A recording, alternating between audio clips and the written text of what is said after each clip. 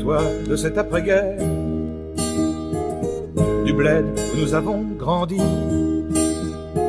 Quand la prochaine est la dernière, un bout de terre fait pour l'ennui.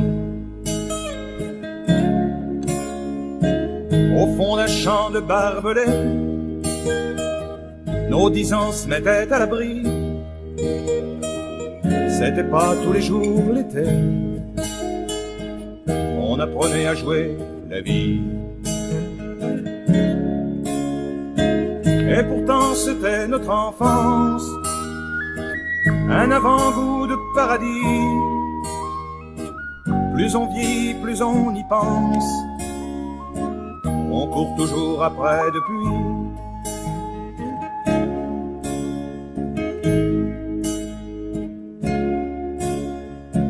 Les autres comptaient les absences d'un père, d'un frère ou d'un ami. Quand on n'avait pas trop de chance, en plus ils comptaient nos conneries.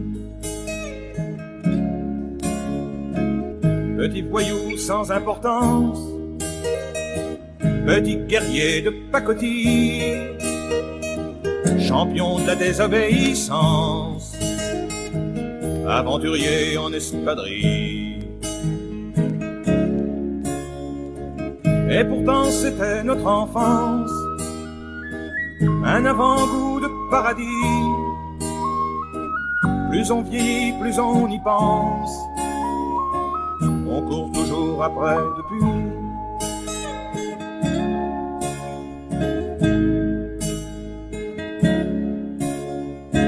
C'était dans les années 50, il y avait le plus petit qui prenait toujours la tangente au moment de rentrer chez lui, qui est devenue la petite fille qu'on courtisait de nos 10 ans et que l'on se gagnait d'oubli, nous sachant tous les deux perdants. Et pourtant c'était notre enfance, un avant-goût de paradis. Plus on vieillit, plus on y pense, on court toujours après depuis.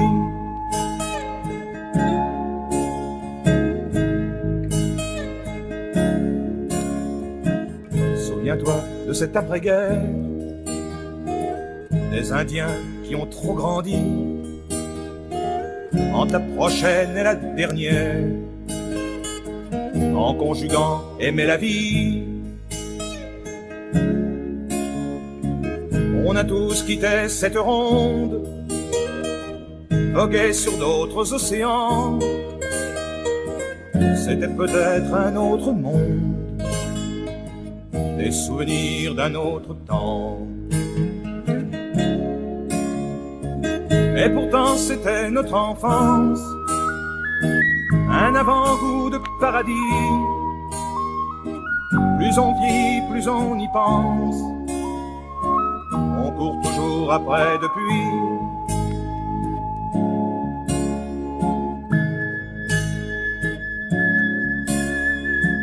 Et pourtant c'était notre enfance, un avant-goût de paradis. Plus on vit, plus on y pense, on court toujours après depuis. Et pourtant c'était notre enfance, un avant-goût de paradis. Plus on vit, plus on y pense.